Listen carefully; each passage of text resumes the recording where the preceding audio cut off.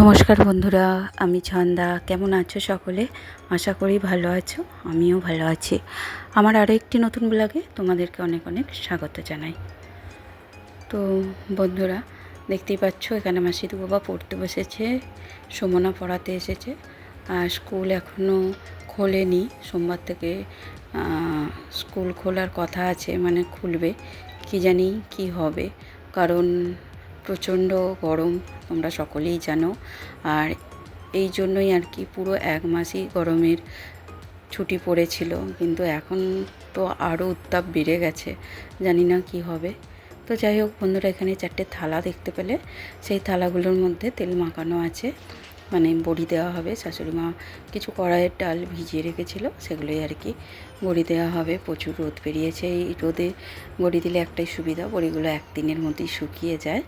তো তাই জন্যই ওই অল্প করে দেওয়া হয়েছিল, এই জন্যই আমি থালাতেই মানে তেল মাখিয়ে রোদে দিয়েছি, যাতে বড়িগুলো দেওয়ার পর থালার মধ্যে আটকে না যায়। আর এদিকে দেখো চলে এসেছি, ওই ডালটাকেই পেস্ট করে নিচ্ছি আর কি মিক্সার গ্রাইন্ডারের মধ্যে। আর অনেকে বলে শিলে পেস্ট করে দিলে বা বেটে দিলে বড়ি খুব সুন্দর হয়, কিন্তু সেরকম ধৈর্য আর ইচ্ছা এই গরমের মধ্যে কারোরই নেই। আর এভাবেই আমরা মিক্সার গ্রাইন্ডারেই পেস্ট করে নিই, এতে কোনো অসুবিধা হয় না, যেহেতু বাড়িতেই ব্যবহার করব, বিক্রি করতে যাব না বা কাউকে দেবো না, সেই জন্য কোনো অসুবিধা নেই।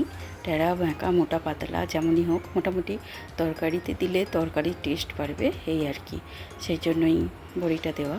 যেমন তেঁতো তরকারি, শাকের তরকারি, এগুলোতে একটু বড়ি দিলে ভালো লাগে, সেই জন্যই আর কি। তো দেখো ডালটা এরকম হয়েছে, পেস্ট একটু পাতলা মতো হয়ে গেছে, কারণ জল দেবো নাই ভেবেছিলাম, কিন্তু আবার জল না দিলেও পেস্ট করা যাচ্ছিল না, তাই জন্য সামান্যই জল দিয়েছিলাম, তো দেখলাম একটু পাতলা মতোই হয়ে গেছে। তো ওই দেখো যেভাবে পারছি আর কি একটু ফেটিয়ে নিচ্ছি। তো এভাবে একটু ফেটিয়ে নিলে বড়িটা সফট আর নরম হয়, তো সেই জন্যই এভাবে ঘুরিয়ে ঘুরিয়ে একদিকে করে এরকম ফেটিয়ে নিতে হয়, সেটাই করছিলাম। তারপরে এই তো শাশুড়ি মাতে আমাতে দুজনে মিলে বড়িগুলোকে পেস্ট করে মানে দিয়ে নিচ্ছি। তো আমি খুব একটা ভালো দিতে পারি না, কাজ চালাবার মতো আর কি। তো মা খুব সুন্দর বড়ি দেয়, আর প্রত্যেকটা বড়ির মাপ খুব সুন্দর। আর আমার দেখতেই পাচ্ছ টেরা বেঁকা লম্বা বড় মোটা হচ্ছে। তো যাই হোক, আমরা নিজেরাই খাবো, তাই না, কোনো অসুবিধা নেই। ওই বললাম না, তরকারিতে জাস্ট টেস্টটা বাড়বে, সেরকম হলেই হবে। যাই হোক, এইভাবেই দুজনে মিলে মানে বড়িগুলোকে দিয়ে নিচ্ছি। আর যা রোদ বেরিয়েছে, মোটামুটি একদিনেই বড়ি শুকিয়ে যাবে। শুধু একটাই চিন্তা, সেটা হচ্ছে হনুমানের উৎপাত হলেই গেল, কারণ তারা এলে পুরো থালা সমেতই উঠিয়ে নিয়ে যায়। কারণ কিছুদিন আগেই আমার বৌদিও গল্প করছিল আর কি, বড়ি দিয়ে দিয়েছিল আর কি ছাদে শুকাতে, তো থালা সমেতই হনুমানে নিয়ে চলে গেছিলো। তো যাই হোক, বড়িগুলোকে দিয়ে ছাদে এসেছি। আর এখানে আমার পবিত্র আর পবিত্র বাবা, মানে আমার বড়মশাই, দুজনে মিলে ওই যে ছাদের মধ্যে কিছু মাটি আর মাটিতে মশলা মাখানো ছিল আর কি, ওই গাছ বসাবার জন্য কিছু ফুল গাছ আনা হয়েছে।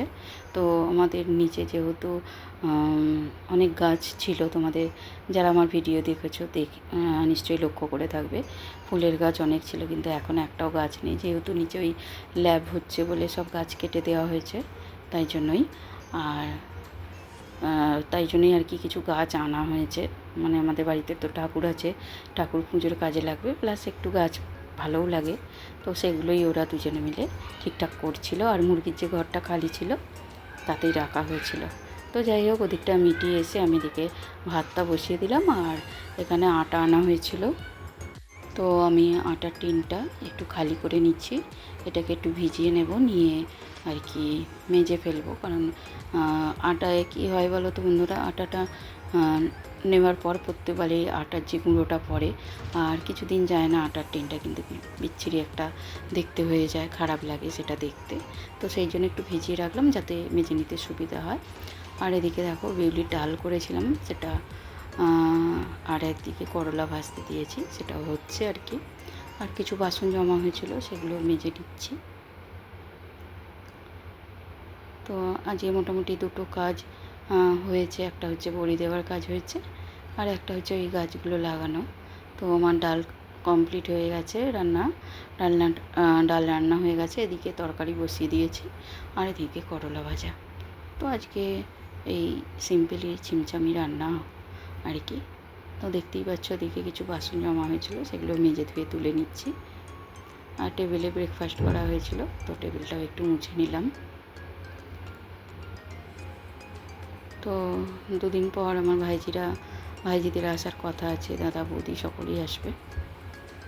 তো তার জন্যই আর কি তখন রান্নাবান্নাটা একটু তো বেশি করতেই হবে, সেই জন্য কদিন আর কি একদমই সিম্পল ছিমছাম রান্না করছি। আর এই গরমেই বুঝতেই পারছো বন্ধুরা, রান্না করতে গিয়ে কতটা কষ্ট।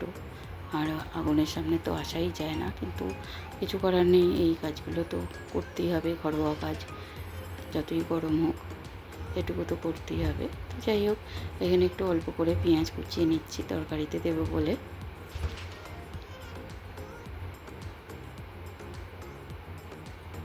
তো সকাল সকাল রান্নাটা কমপ্লিট করে নিলে টুকটাক এক্সট্রা কাজ হয়েও যায়, আর স্নান টান করে একটু সময় থাকে হাতে, একটু রেস্ট করাও যায়।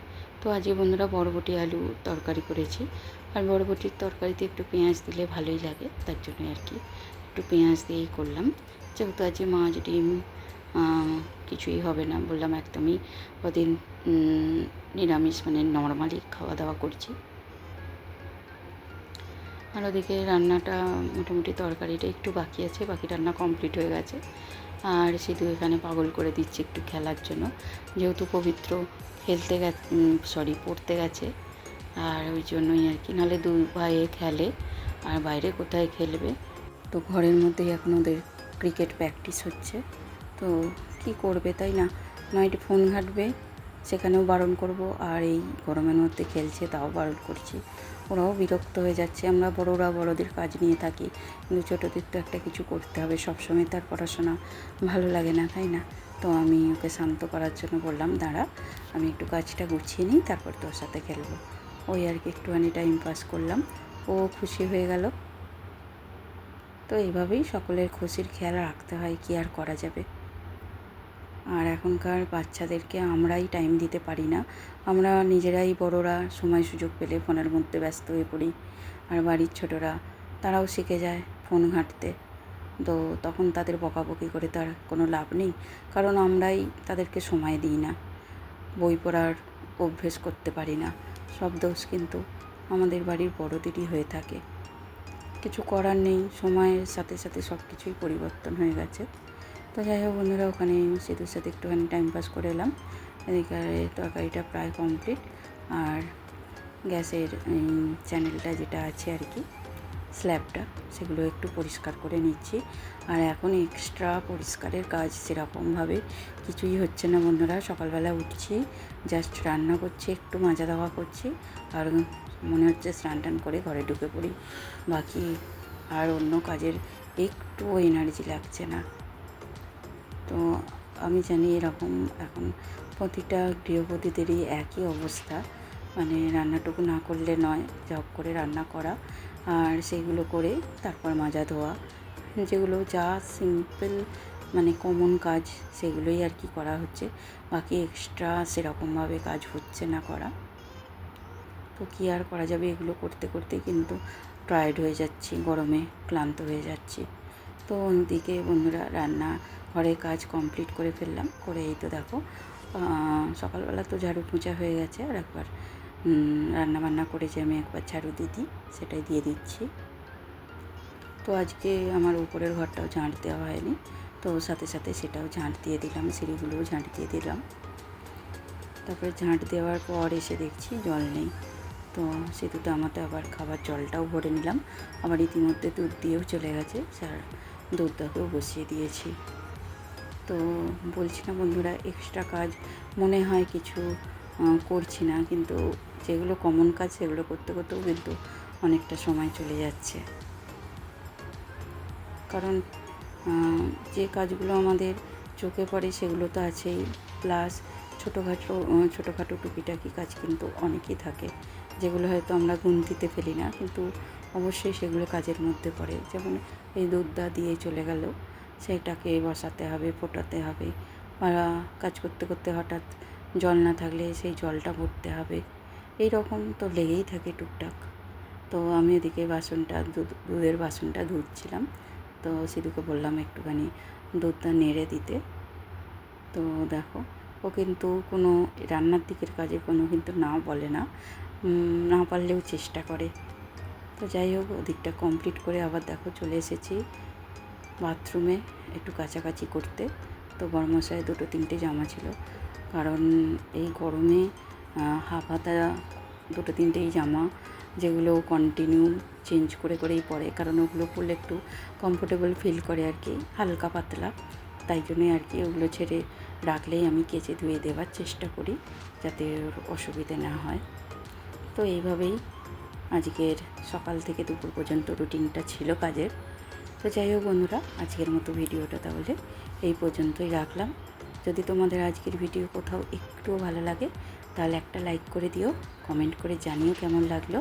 আর যারা চ্যানেলে নতুন এসেছো, আমার নতুন বন্ধু, তাদেরকে অনুরোধ আমার চ্যানেলটা সাবস্ক্রাইব করে আমার পাশে থেকো। আর যারা পুরনো বন্ধু হয়ে আছো, আমার চ্যানেলটা সাবস্ক্রাইব করেছো, তাদেরকে আমার অনেক অনেক ধন্যবাদ আর ভালোবাসা। দেখা হবে আবারও নতুন আরও একটা ভিডিওর সাথে। টাটা।